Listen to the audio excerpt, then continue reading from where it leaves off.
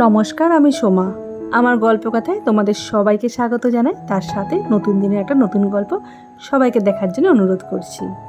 আর এই গল্পগুলো না সেই সময় যখন মেজদিরা এসেছিলো এখানে শিশু সোনার অন্নপ্রাশনের জন্য তখনকার। তারপর থেকে তো লেগেই আছে রোজকার খাওয়া দাওয়া, দুবেলা, আজ এখানে তো কাল সেখানে। আর তার সাথে তো কমন রয়েছে আমাদের ওই বাড়িতে খাওয়া দাওয়া, সাথে খাওয়া দাওয়া তো হজমও করতে হয়। তাই আমার রোজকার একটা আছে, সকালবেলায় আমি উঠে না ত্রিফলা ভিজিয়ে রাখি, রাত্রেবেলায় সেটা খাই। শুধু আমি একা খাই না, বুঝুও খায়, আবার রেখে দিই কিছুটা, বুঝু নিয়ে এসে ও পরে খাবে। এই জিনিসটা খাওয়া না সবার জন্য খুব ভালো, বিশেষ করে যাদের একটু গ্যাসের সমস্যা হয় বা একটু যদি বেশি আগের দিন বা পরের দিন খাওয়া দাওয়া হয়ে গিয়ে থাকে। এখন গ্রিন টি খেয়ে নেব। আর আমি সকালবেলায় গ্রিন টি খাই। অনেকে বলে গ্রিন টিটা সকালবেলায় খালি পেটে না খাওয়া, কিন্তু ওটা না আমার একটা হ্যাবিট হয়ে গেছে। এখন যেহেতু মেজরা রয়েছে, দেখো আমাদের বাড়িটা পুরো একদম বাবার সংসার, পুরো ভরা। মা তো নেই, তাই মা হয়তো ওই ছবির থেকেই দেখছে, ছবির মাধ্যমে দেখে খুশি হয়েছে। আমরা 3 বোন, ভাই, আমাদের বড়রা, ভাইয়ের বউ আর তার সন্তানেরা, সাথে আমাদের মায়ের আরেক সন্তান বুম্বা। এরকম একটা সামনের দিকে ঘরটা এতটাই বড় জায়গা, তাই এখন ভাবি বাবা ঠিক করেছিল এরকম একটা বড় দেখে সামনের ঘরটা বানিয়েছিলেন, যাতে সবাই মিলে তার 4 ছেলে মেয়ে আর তার সংসার নিয়ে যেন একসঙ্গে এরকমভাবে খাওয়া দাওয়া করতে পারে। আর দেখেছি আমাদের এই ছোট্ট পুটকুলো সোনাকে, ওকে যে যা বলবে, ও কাউকে যদি কিছু নতুন দেখে ও ভালো করে মন দিয়ে আগে সেগুলোকে দেখতে থাকে, জানো। দেখো চোখের পাতা কিন্তু ওর একদম পড়ছেই না, টুক টুক করে দেখেই যাচ্ছে পুপন কি বলছে। এবার যেহেতু আমাকে দেখেছি একটু ক্যামেরাটা করছি, ক্যামেরাটা নিয়ে আমার দিকে তখন চুপ করে তাকালো। মেজদি না খুব ভালোবাসে ফুচকা খেতে, দিদিও ভালোবাসে, বুঝুও খুব ভালোবাসে, আমিও ভালোবাসতাম, ওদের মতন অতটা না।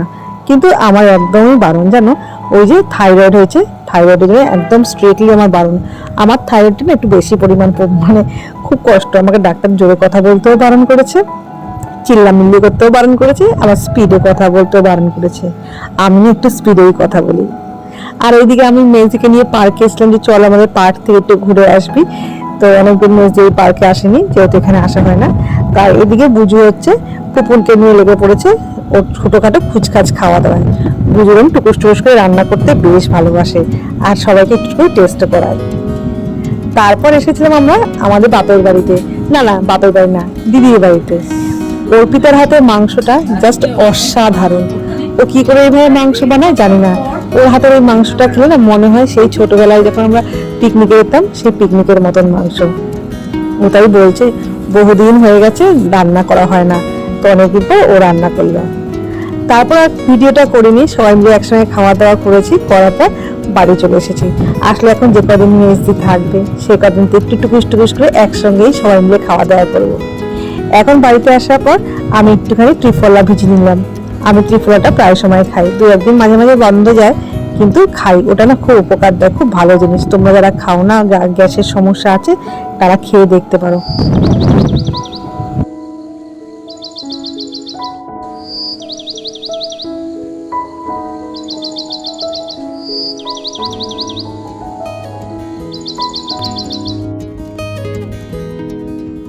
জানো তো আমরা আজকে এসেছি কাকিমার বাড়িতে, অর্পিতার বাপের বাড়িতে। আজকে এই বাড়িতে দুপুরবেলা আমাদের খাওয়া দাওয়া। আসলে আমাদের তো প্রায় সময় আসা হয়, কোনো না কোনো ছোটখাটো অনুষ্ঠান হলেও কাকিমা আমাদেরকে ডেকে পাঠায়, কিন্তু মেজদির তো আসা হয়ে ওঠে না। তাই আজকে মেজদি রয়েছে বলে আমরা সবাই মিলে একসঙ্গে এই বাড়িতেই দুপুরে খাওয়া দাওয়া করবো। আর ওই যে আমাদের ঘন্টুলুটা উঠে গেছে ঘুম থেকে, উঠে যাওয়ার পর আমরা ওকে বের করে ইচ্ছে করে ভাইকে বলেছি নিয়ে তুই ঘোরা হ। সব সময় ভাই সবাইকে কিছু না কিছু অর্ডার দেয়, মানে আমাকে, দিদিকে, মেজদিকে, বুম্বাকে, এখন তো অর্পিতাও রয়েছে। কিন্তু এই যে এবার নে, তুই সবার উপর জুলুম করিস নানান রকম বিষয়, এবার এইগুলো তুই একটু কর, যে তোর ছেলে তোকে এবার পিঠে বসেছে, তুই ঘোড়ার মতন ঘোর। তা আমরা এটাই নিয়ে খুব মজা করছি, নে এবার তুইও বাবা হয়েছিস, এবার তোকেও এগুলো করতে হবে। তো যাই হোক, ভাইও সেই কথা মতন এখন ঘোরা ঘোরা করে যাচ্ছে, আর চাইছে কতক্ষণে অর্পিতা এসে ওকে একটু করে তুলে নিই, কিন্তু আমরা তো ছাড়বো না।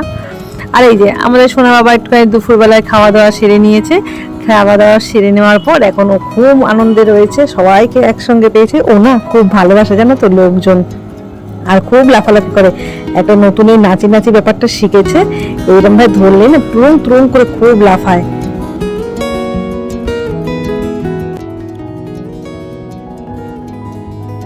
বাবা, ভাই, পল্টুরা আর বুচুনি ওদের সবার খাওয়া হয়ে গেছে। এখন বাকি ছিলাম আমরা এই কজন, বাচ্চাগুলো অবশ্য খাওয়া হয়ে গেছে।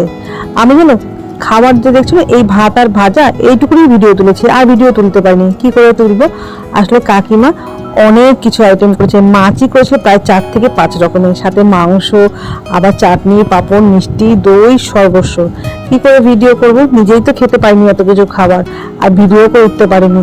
খাবার দেখেই তো ভয় পেয়ে গেছি। আমরা তো আবার বেশ খুশি, কেউ তো একজন আছে যেরকম সুন্দর করে বেড়ে ঠেড়ে আমাদেরকে সাজিয়ে গেছে তখনও খেতে দেয়, তাই আমরা খুব খুশি। আর এই দেখো এই আরেকটা খুব সুন্দর মুহূর্ত, বাড়িতে ফিরে এসেছিলাম, মানে আমি আমার বাপের বাড়িতে অর্পিতার কাছে এসেছিলাম। দেখো আমাদের 4 ভাই বোনের সন্তানেরা একসঙ্গে কি সুন্দর রয়েছে, এটা আমাদের কাছে যে অনেক বড় পাওনা। সেই সময়গুলোতে মুহূর্তগুলো মিস করি মাকে খুব। এই সুন্দর মুহূর্তটা যেন একটা সুন্দর ফ্রেম বন্দি হয়ে থাকে সারা জীবন, আর ওরা যেন সারা জীবন এরকম ভাবে খুব ভালোভাবে আনন্দ করে থাকতে পারে 4 ভাই বোন একসঙ্গে। আসলে এখনকার দিনে সবাই তো একা একা। আমাদের সময় যেমন আমরা 3-4 জন ভাই বোন থাকার ফলে আমাদের সুখ দুঃখ সমস্ত কিছু আমরা ভাই বোনের সাথেও ভাগ বাটোয়ারা করে নিতাম। বুজু পাটা যেহেতু একদমই পিঠোপিঠি, তাই বুজু পাটার সাথে ভাই বোনের যেমন একটা সুন্দর সম্পর্ক, তেমনই কিন্তু ওদের দুজনের মধ্যে একটা বন্ধুত্বেরও খুব সুন্দর সম্পর্ক আছে। পুপুন আবার যেহেতু আরেকটু ছোট হয়ে গেছে, তার জন্য পুপুনের সাথে ভাই বোনের সম্পর্কটা খুব সুন্দর আছে, কিন্তু খেলাধুলা হয়, কিন্তু ওই যে একটু বড়দের যে বন্ধুত্বের গল্পটা সেটা হয়তো পুপুনের সাথে হয়ে ওঠে না। আবার ওদিকে কিশু সোনার কাছে ওদের আবার সম্পর্কটা আলাদাই। কিশু সোনাকে তো একদম মিনিট পেটের ভিতর থেকেই ওরা দেখেছে, ওর জন্য কিশুর প্রতি আবার আলাদা ব্যাপার একটা।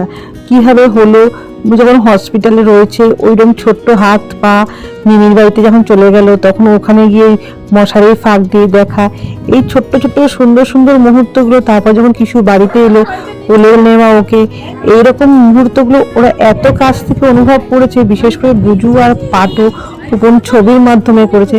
তো কিশু ওদের কাছে আলাদাই একটা জায়গায় রয়েছে। ভাই বোনও ঠিক বলবো না, সন্তানও কি বলা যাবে জানি না ঠিক। আর এখন ওই যে বুঝু না টুকুস টুকুস করে খাবার বানানোর যে একটা মানে অভ্যাস আছে, ও প্যানকেক বানিয়েছে। ও প্যানকেক বানিয়ে নিয়ে এসছে এখানে সবাই মিলে খাবে বলে। আমি আবার না মিষ্টি টিষ্টি খাওয়ার দাওয়ার খুব একটা পছন্দ করি না, তো যেহেতু মেয়ে বানিয়েছি তাই একটুখানি চেখে তো দেখেছি। আর এরা প্যানকেক খেতে খেতে এখানে আলোচনা হচ্ছে মাইসোর পাকে। মাইসোর পাকটা যে কত টেস্টি, কত রকম কি খাবারটার যে মজা, সেটা হচ্ছে এখানে এখন আলোচনা চলছে, কে মাইসোর পাক খেয়েছে আর কে খায়নি। কিশু সোনার কিন্তু খাওয়া দাওয়া কমপ্লিট, খাওয়ার পর ঘুমিয়ে পড়েছিল। ঘুমিয়ে পড়ার পর একটা ঘুম দিয়ে উঠে দেখে আমরা সবাই এখানেই রয়েছি। দেখো ওর কি হাসি। আমাদের কিশু বাবা, ও কিন্তু লোকজন প্রচন্ড ভালোবাসে। ও যখন যেখানে দেখে অনেক লোকজন, ও কিন্তু সেখানে সবাইকে একবার একবার করে ভালো করে দেখে নেয়। দেখার পর একটু সেটেল হয়ে গেলে ও তারপর কিন্তু তাদেরকে আবার খুব সুন্দর করে নাচ করে দেখায়। মানে ওই যে কতটা খুশি, ও সেই খুশিটা নাচ দিয়ে বোঝায়। একটা নাচি নাচি করে করলেই ও তখন লাফিয়ে লাফিয়ে নাচ করে আর বোঝায় যে আমি খুব খুশি। এখন সবার সাথে সবাই কে কি বলছে ও মনোযোগ দিয়ে শুনছে, আর একটু একটু পরে মিষ্টি মিষ্টি একটা হাসি দিচ্ছে।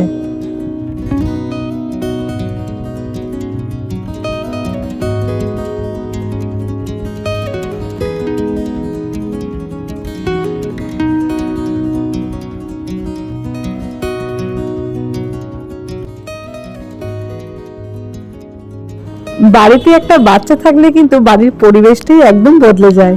কখন দিন কখন রাত কোনোটাই মাথায় থাকে না। আর যদি সেই বাচ্চা একটু মিশুকে হয়, সবাইকে দেখলে হাসে মজা করে, তাহলে কিন্তু আরোই ভালো লাগে। তাই এখন দেখো পুপুন কিন্তু ঘুমিয়ে পড়েছে, যেহেতু অনেকটা রাত হয়ে গেছে। আর আমরা এখন বাড়ি যাওয়ার প্রস্তুতি নেব।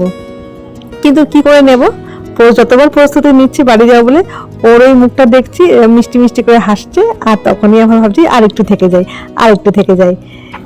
যাই হোক, রাত তো অনেকটাই হয়ে গেছে, তাই এখন বাড়ি ফিরে যাওয়ার পালা। তাই আজকের মতন বিদায় নিই, আবার দেখাবে আরেকটা অন্য কোনো নতুন গল্প নিয়ে।